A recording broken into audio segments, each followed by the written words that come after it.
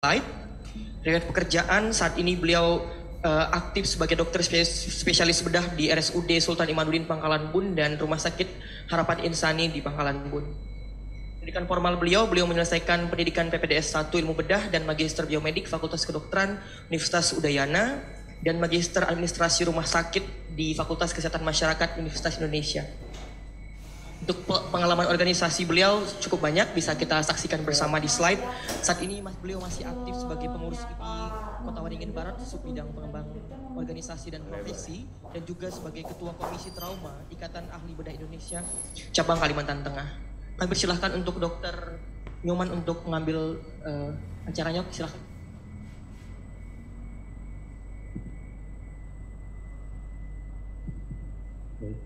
Terima kasih kepada MC. Selamat pagi senior kami, para undangan, dan semua peserta baik yang hadir secara offline maupun online. Saya Dr. Nyoman Dwi Maudiana, spesialis bedah. Mohon izin saya untuk memandu kegiatan simposium pagi ini. Simposium hari ini akan diselenggarakan dalam dua topik. Pertama, terkait dengan a better understanding of wound care yang akan dibawakan oleh Dr. Muhammad Syarif Hidayat, spesialis bidang PPDS. Kemudian yang kedua adalah terkait dengan circumcision in modern era yang akan dibawakan oleh Dr. Ade Christian Rompas, spesialis bidang finans. Izinkan saya untuk memanggil Dr. Muhammad Syarif Hidayat. Mohon kesediaannya untuk hadir, Dok.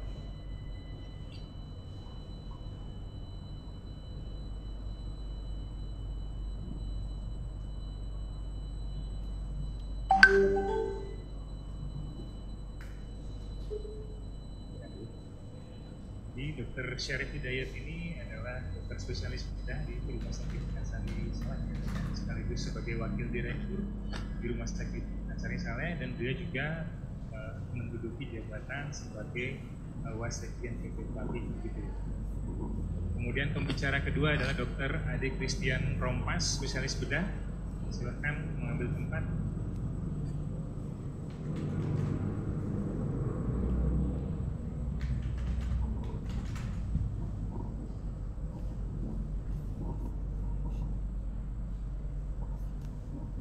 Dr. Christian Rompas merupakan dokter spesialis bedah di Rumah Sakit Betang Pambedu. Kemudian beliau juga merupakan ketua PABI terpilih Kalimantan Tengah, kemudian sekaligus juga ketua IKB Kalimantan Tengah. Baik, untuk materi pertama akan disampaikan oleh Dr. Syarif Hidayat tentang a better understanding. Waktu dan tempat disilakan.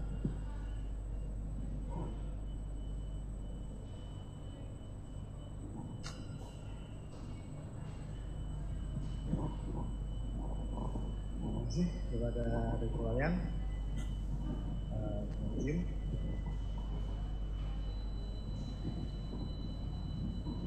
Assalamualaikum warahmatullahi wabarakatuh. Mungkin untuk biar lebih dekat ya dengan peserta, saya turun saja. Oke, mungkin sedikit tadi perkenalan dari Dr. Wayan, moderator. Saya memang sebenarnya dari Banjarmasin ya. Banjarmasin kebetulan di sini karena dari pagi cabang Kalteng, Dr. Asep mengundang PP untuk menghadiri, sebenarnya yang utama tadi adalah menghadiri rapat anggota sebagai peninjau ibaratnya. Kami hadir, tapi mohon maaf berhubung jalanan ya tadi dari Banjarmasin ke Palangka banyak yang tidak bagus sehingga akhirnya terlambat sampai sini. Jadi nggak apa-apa, alhamdulillah kami sudah diterima dengan baik. Kami mengucapkan salam dari yang ini ya, ketua PABI dan pengurus-pengurus sekalian. Oke. Baik, mungkin langsung saja kita slide. Baik, mungkin nah kali ini akan membicarakan tentang perawatan luka atau wound treatment ya. Di sini kita semua tahu ya namanya luka itu adalah sesuatu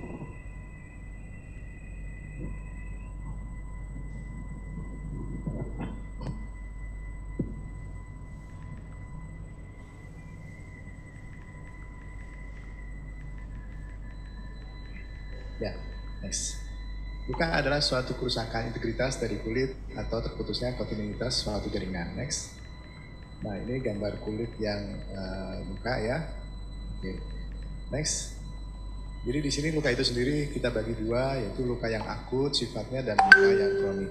Luka yang akut adalah luka yang barusan terjadi, mendadak, dan penyembuhannya sesuai dengan kaidah penyembuhan luka dengan waktu yang kita perkirakan. Sedangkan luka kronis adalah luka akut yang kemudian mengalami kegagalan dalam proses penyembuhan sehingga dia bolak-balik tidak sembuh-sembuh. Kemudian lanjut.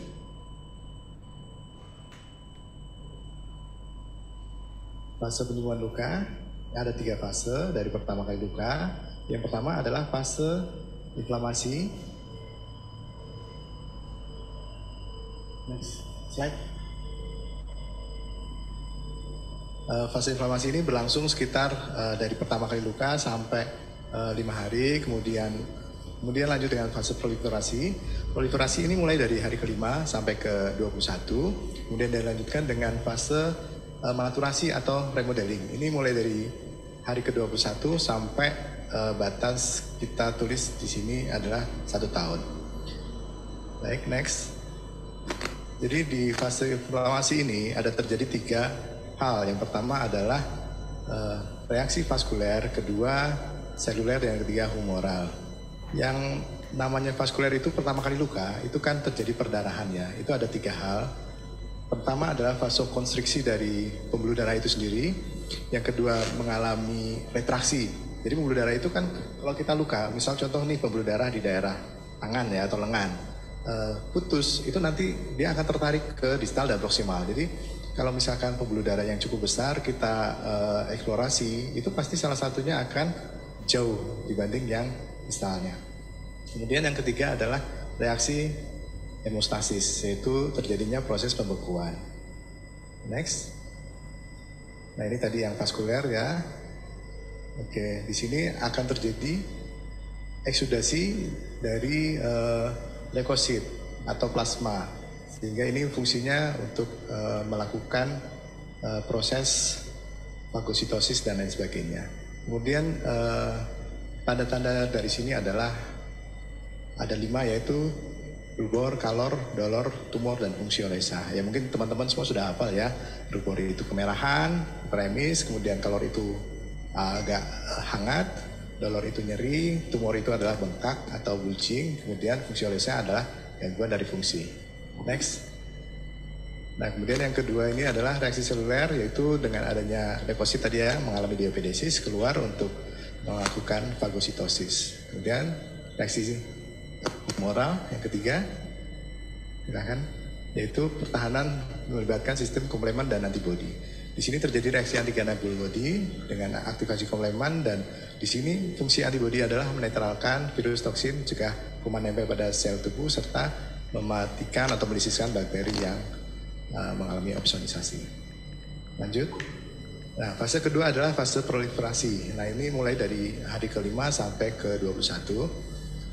Jadi di sini proliferasinya adalah fibroblast, terjadi pada mukopolisakarid, asam aminoglisin, dan prolin. Di sini terjadi pembentukan penghancuran serat kolagen menyesuaikan dengan tegangan luka. Oke, lanjut. Kemudian untuk di sini juga terjadi dengan adanya fibroblast dan kolagen ini akan membuat jaringan granulasi. Oke, terus lanjut. Nah, kemudian setelah 21 hari itu akan muncul namanya fase maturasi dan terakhir dengan remodeling. Jadi di sini adanya penyerapan jaringan berlebih dan pengurutan sesuai dengan gaya gravitasi. Di sini tubuh berusaha menormalkan kembali ke keadaan yang melebihi dari ini ya, dan yang terjadi udem dan lain sebagainya itu akan mereda. Sel-sel akan kembali diserap yang radang, yang mudah menjadi matang, dan kapiler baru menutup dan diserap kembali. Jadi di sini fasenya kemungkinan sampai 80%. Lanjut. Nah, ini klasifikasi luka sebenarnya tadi sudah ya, akut dan kronik. Baik, lanjut.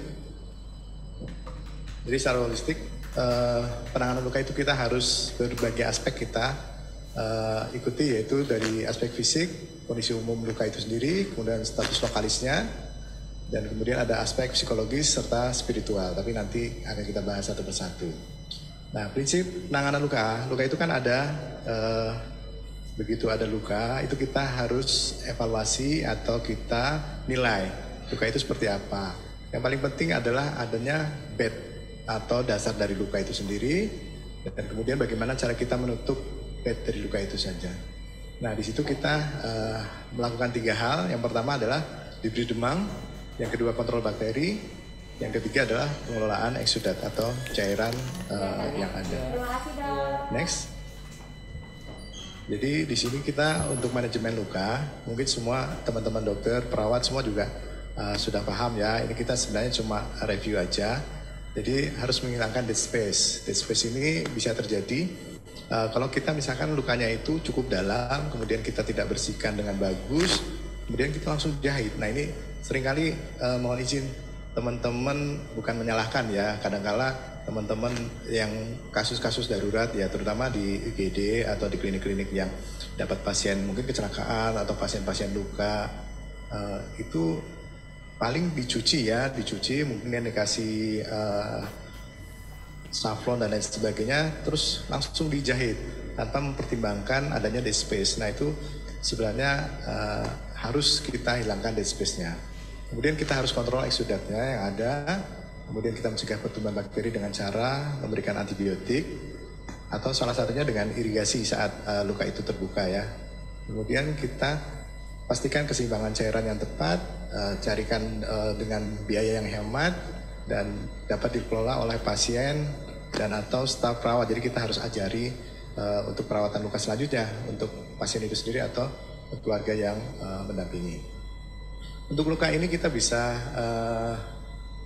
ada namanya time ya. Jadi 3 hal yang paling utama ditambah dengan yang terakhir. Jadi yang untuk preparasi bed atau dasar luka, itu yang pertama tisu itu jaringan.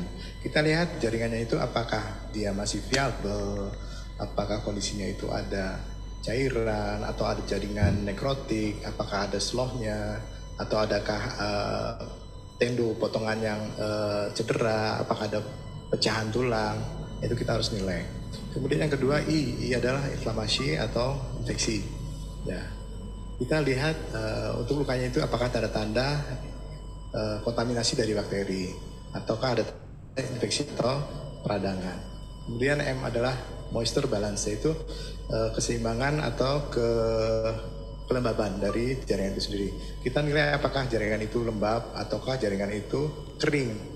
Jadi ini kan kita ketemu luka itu bukan berarti luka yang baru ya. Bisa jadi kita di suatu klinik atau di suatu rumah sakit menerima pasien tapi lukanya sudah, karena dia mungkin tinggalnya di daerah yang jauh, pedesaan atau apa, baru kali itu dibawa datang ke klinik atau ke rumah sakit atau tempat praktek saudara semua.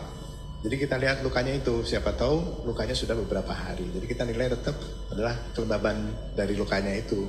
Apakah lukanya itu basah, apakah lukanya itu justru malah kering, membentuk krusta dan sebagainya. Kemudian E-nya tadi adalah edge of wound, jadi tepi luka. Tepi lukanya seperti apa? Apakah lukanya tajam, bersih, apakah ada granuloma dan lain sebagainya. Nah, ini contoh-contoh yang untuk kita menilai adalah tisu tadi. Banyak sekali yang namanya jaringan itu, kita bisa lihat di epitelnya, granulasinya bagaimana, apakah ada hipergranulasi atau apa, apakah ada sloghnya, apakah ada jaringan nekrotik. Dan di sini kita treatmentnya tuh bisa berbeda-beda ya, tergantung dengan kondisi dari jaringan itu. Nah, di sini kita pada prinsip kata kuncinya di sini adalah moist. Moist itu adalah lembab.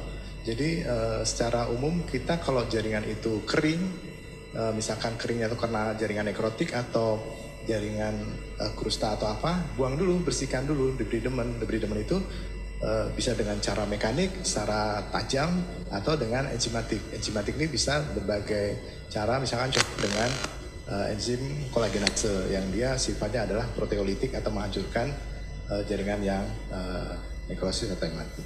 Nah, di sini ada berbagai macam pilihan ya, tergantung dengan isunya. Oke, next.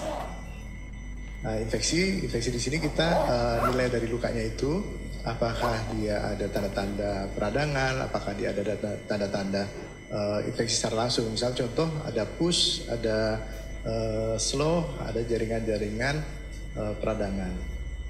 Nah, ini kita patokannya di sini kita harus memberikan antibiotik yang adekuat. Ada beberapa ini ya step. Mungkin yang pertama itu kalau kita menilai tidak ada infeksi atau infeksinya hanya ringan, first line itu kita bisa berikan madu. Tapi madu di sini adalah madu yang murni ya. Jadi mungkin kadang-kadang kita kalau ketemu di pasaran atau yang bermerek-merek itu jangan-jangan madunya sudah madu campuran ya.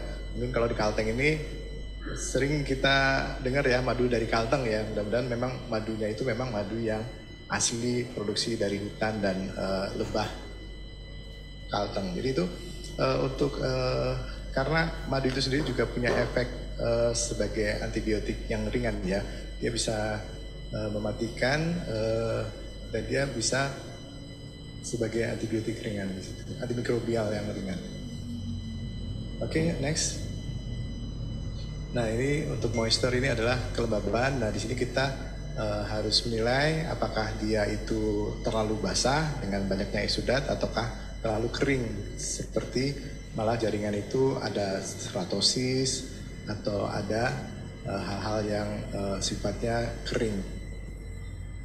Nah, itu kita akan mempertimbangkan bagaimana untuk penutupan lukanya ya, apakah pakai non adhesif, apakah yang pakai adhesif. Oke, next. Nah, jadi ini untuk edge atau tepi dari luka kita harus nilai juga apakah tepinya ini benar-benar bersih atau masih ada tanda-tanda peradangan atau sudah ada granulasi dan lain sebagainya. Dari sini kita tetap lakukan penilaian ya, dengan apalagi misalkan lukanya ini cukup besar, apakah perlu debridement dulu baik mekanik ataupun enzimatik ataukah langsung kita lakukan penanganan. Oke, lanjut. Selain time tadi juga ada tambahnya S ya. S itu adalah surrounding tissue ya. Jadi times surrounding tissue ini kita harus lihat di luar dari lukanya itu sendiri. Apakah udem, apakah bengkak, apakah ada iritasi, apakah ada serosis, kekeringan daripada kulit di sekitar luka atau dan lain sebagainya. Nah, di sini kita ada kita harus nilai bagaimana kondisi luka itu yang ada. Slide. Nah, ini semacam algoritma ya. Jadi untuk penilaian pasien atau luka itu sendiri, yang pertama kita untuk diagnosis lukanya kita nilai dulu. Karena luka itu sebenarnya secara harfiah tadi kita sebutkan akut dan kronik ya. Tapi sebenarnya kalau dari penyebab atau bentuk luka macam-macam ya. Ada yang namanya vulnus laceratum, ada vulnus schisum, ada vulnus ictum dan lain sebagainya ya. Nah, kita harus pastikan dulu diagnosisnya. Jadi kemudian kita lakukan preparasi dari bed luka. Preparasi bed luka ini kita nilai 3 hal tadi ya. Kita kontrol bakteri, kemudian kita pengelolaan jaringan yang non vital. Misalkan contoh ada jaringan nekrotik, ada slow, ada push, dan kemudian kita lihat untuk pengelolaan eksudatnya. Jadi kalau untuk kontrol bakteri kita berikan antibiotik sesuai dengan kondisi lukanya, baik mau berspektrum ataukah yang spesifik. Kemudian kita untuk mengurangi salah satunya ada tadi dengan irigasi dan debridement. Kemudian untuk eksudat kalau terlalu banyak itu kita berikan bahan-bahan adsorben yang fungsinya adalah mengurangi dari kelembaban sehingga mengurangi dari kebasahan sehingga menjadi lebih lembab atau moist. Nah, produk-produk absorptif itu sekarang sudah banyak ya di beredar, baik itu di pasaran maupun secara resmi di rumah sakit. Kemudian setelah luka ini dipreparasi, kita harus memikirkan adalah dengan bagaimana kita menutup luka itu sendiri. Apakah harus secara primer, apakah sekunder, ataukah dengan manajemen yang lain. Misalkan contoh harus di graft ataukah dengan flap sehingga luka itu bisa sembuh. Next. Nah, ini kalau untuk salah satu penilaian luka dan contoh luka ini adalah luka yang cukup ekstrim ya. Di sini ada luka yang jaringan gula itu yang melepuh ya, kemudian ada jaringan yang nekrotik. Ini kemungkinan adalah luka bacok, dia menangkis ya, menangkis di daerah siku. Kemudian dia datang sudah hari ke-3 atau ke-4, sehingga jaringannya kelihatan sekali ya, dasarnya adalah otot, ada banyak yang tidak viabel sekitar luka itu. Warnanya agak kehitaman, itu tanda adalah jaringan nekrotik, kemudian kulitnya ada yang memutih, dan itu juga tanda-tanda sianosis, tanda nekrotik. Kemudian dalamnya luka itu sampai otot, tapi lukanya memang tajam karena penyebabnya adalah benda tajam. Kemudian jadi normalnya negatif ya, luka itu ini hari ada ketiga sebagian yang sudah basah karena gula itu kalau biasanya dia makin isinya naik adalah cairan. setelah Kemudian 7 hari. Kita harus juga memikirkan jaringan nekrotiknya ini kita Darah putih apakan, bagus, terus ada HB-nya jaringan eksudannya itu kita apakan juga. mau dirawat juga aja kan pasien biar datang bisa dengan kita kondisi kontrol sepsis. trombositnya. Baik, next. Atau pilihan keduanya kalau memang Nah ini mungkin mau dirawat, maaf tulisannya bolak-balik kecil dulu, sekali karena memang cek bagaimanapun trombosit juga per hari. tidak bisa disingkat-singkat lagi ya. Gitu.